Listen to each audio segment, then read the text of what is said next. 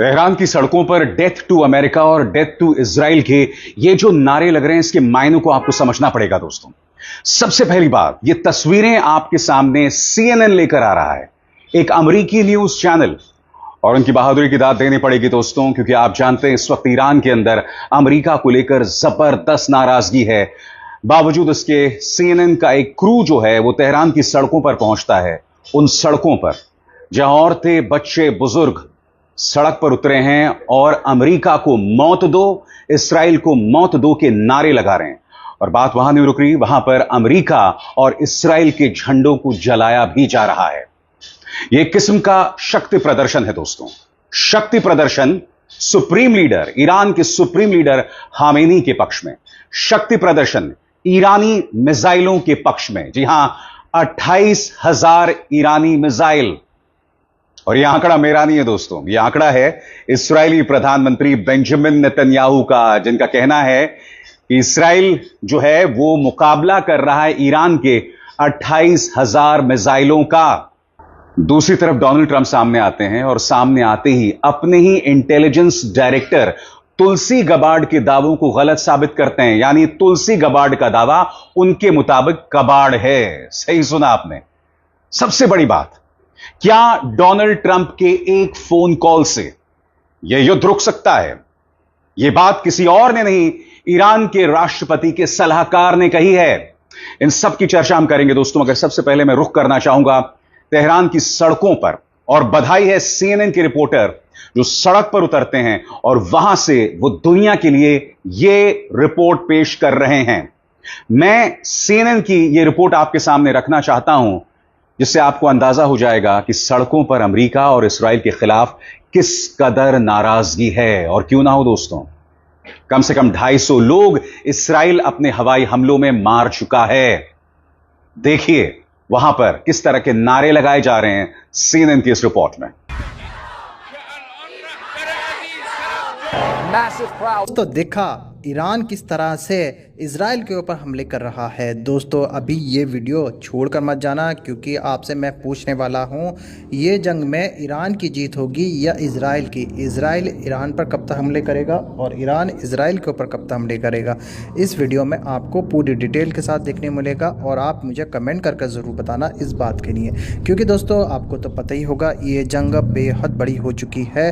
America भी इस जंग में कूदने वाला है। उसने 2 हफ्ते का टाइम लिया है कि वो इस जंग में शामिल होगा या नहीं। दूसरे देश जो शांति चाहते हैं वो लगातार अपील कर रहे हैं कि दोनों देश शांति बनाए रखें दोस्तों।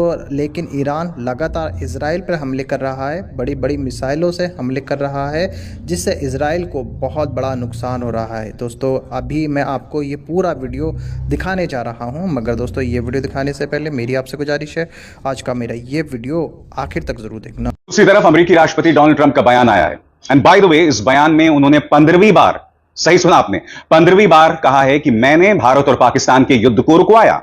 बात वहां नहीं रुकती, वो ये भी कह रहे हैं कि मैंने व्यापार का झुनझुना दिखाकर यह युद्ध रुकवाया। यानी कि जो दावा प्रधानमंत्री नरेंद्र मोदी कर रहे हैं दुनिया के सामने अपने विदेश सचिव के जरिए, उसके बिल्कुल उलट डोनाल्ड ट्रंप कह रहे हैं कि युद्ध मेरी वजह से रुका, और वो भी जब मैंने भारत को व्यापार का झुनझुना दिखाया। मगर सबसे पहले मैं आपको सुनाना चाहता हूं कि डोनाल्ड ट्रंप ने ईरान और इस्राइल के बारे में क्या कहा, एक एक करके आपकी स्क्रीन पर। पहली बात, उनसे सवाल पूछा गया कि ईरान ने कहा है कि अगर ट्रंप चाहें तो युद्ध रुक सकता है, तो उसके जवाब में वो कहते हैं जब हम जंग जीत रहे हों तो फोन कॉल क्यों करें, हम ईरान से बात कर रहे हैं, देखिए आगे क्या होता है। दूसरी बात, 2 हफ्ते का समय मैंने इसलिए लिया है क्योंकि उनसे सवाल पूछा गया कि आपने ये कहा है कि मैं 2 हफ्ते रुकना चाहूंगा और उसके बाद इस मुद्दे पर फैसला लूंगा कि मुझे जंग में जाना चाहिए या नहीं जाना चाहिए। तो उसके जवाब में वो कहते हैं कि 2 हफ्ते का समय यह देखने के लिए लिया कि ताकि लोग होश में आएंगे या नहीं आएंगे। यानी कि यहां पर इशारा न सिर्फ ईरान की तरफ है बल्कि इस्राइल की तरफ भी। तीसरा, ईरान यूरोप से बात नहीं करना चाहता, और यहां पर आप देखिएगा किस तरह से वो यूरोपीय देशों की धज्जियां उड़ा रहे हैं। वो कहते हैं ईरान यूरोप से बात नहीं करना चाहता, यूरोप से बात करने का कोई फायदा नहीं है, ईरान सिर्फ अमेरिका से बात करना चाहता है।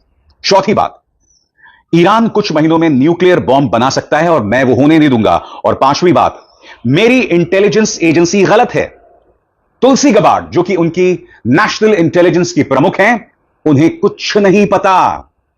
दोस्तों इसे कहते हैं बनाना रिपब्लिक। हिंदी में इसका बहुत सरल अनुवाद है केला गणराज्य, मगर वो उसका अनुवाद नहीं है। बनाना रिपब्लिक वो देश होता है दोस्तों जहां पर एक किस्म की अराजकता है। ठीक है। और अमेरिका में यही हो रहा है कि वहां का अपना राष्ट्रपति अपनी इंटेलिजेंस एजेंसी को गलत बता रहा है। सुनिए डोनाल्ड ट्रंप की एक एक बातें। मैं वैसे तो बतला चुका हूं उन्होंने क्या क्या कहा, मगर अंग्रेजी में वो क्या कह रहे हैं उसका अनुवाद लगातार नीचे आते रहेगा। सुना जाए। Nobody really knows what that one is all about. We're going to find out pretty soon, I guess. Mr. President, the Iranian foreign minister this afternoon said if the U.S. is serious about negotiations, that you would call up Israel and request that they stop their airstrikes. Will you make that request? Well, I think it's very hard to make that request right now. If somebody's winning, it's a little bit harder to do than if somebody's losing. But we're ready, willing, and able, and we've been speaking to Iran, and we'll see what happens. What was the thought process behind the 2-week timetable? Just time to see whether or not people come to their senses. Did the Europeans help at all in talking with the Iranians? No, they didn't help. No. 20, Iran doesn't want to speak to Europe. They want to speak to us. Europe is not going to be able to help in this one. 20 years ago, you were skeptical of a Republican administration that attacked a Middle East country on the idea of questionable intelligence of weapons of mass destruction. How is this moment different with Iran? Well, there were no weapons of mass destruction. I never thought there were. And that was somewhat pre-nuclear. You know, there was a nuclear age, but nothing like it is today.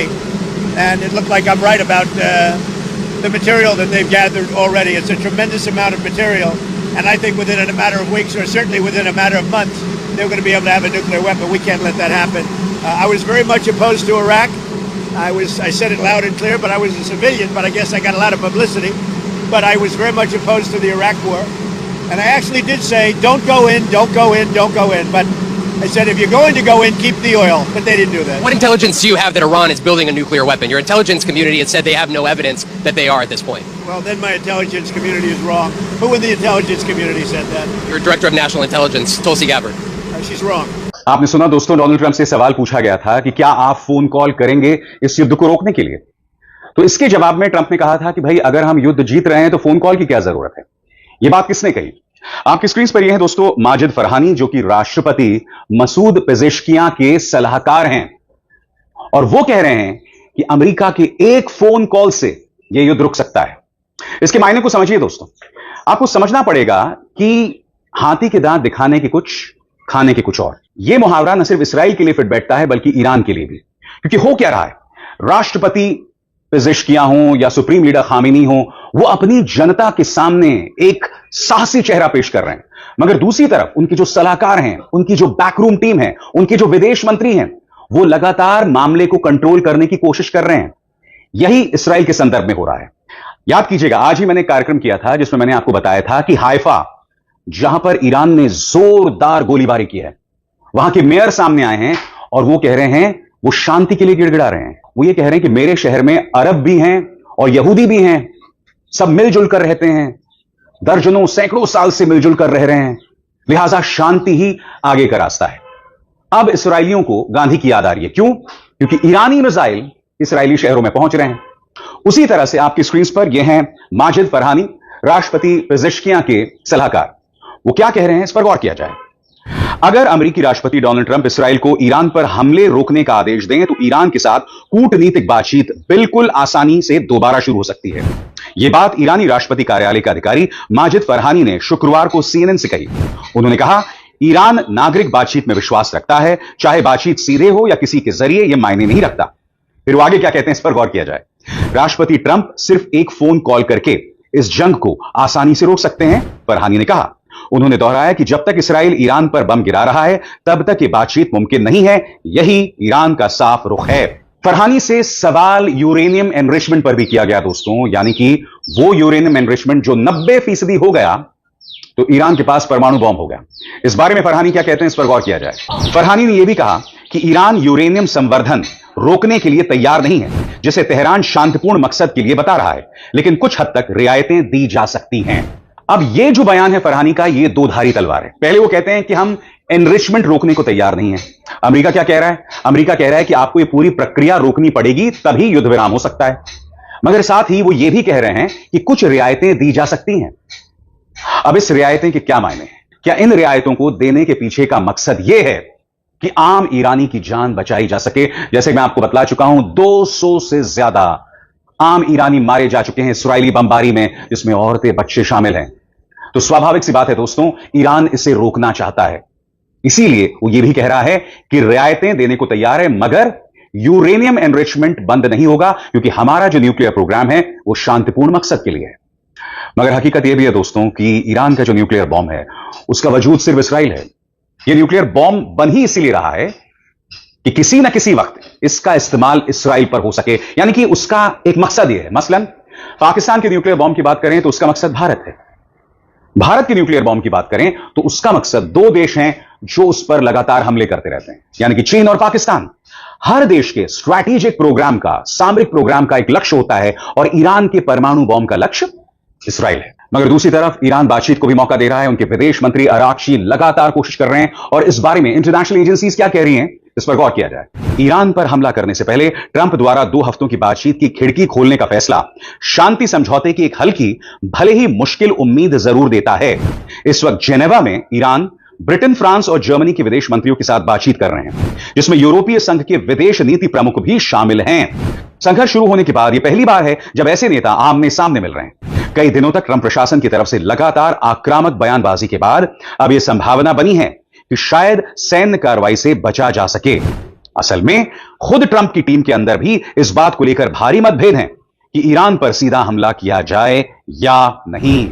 और दूसरी तरफ यह चिंता Israel के स्तर पर भी है।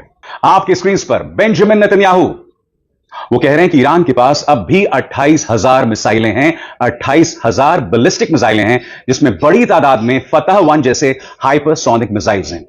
इसका मतलब समझते हैं दोस्तों, क्योंकि आज सुबह ही मैंने आपको बताया था कि वॉल स्ट्रीट जर्नल की इस रिपोर्ट के मुताबिक, एक अमेरिकी अखबार की इस रिपोर्ट के मुताबिक, जितने इंटरसेप्टर्स इजराइल और अमेरिका के पास हैं, इंटरसेप्टर्स यानी कि जब मिसाइल आती है तो उसे रोकने का जरिया, उन इंटरसेप्टर्स से कहीं ज्यादा ईरान के मिसाइलों की तादाद है।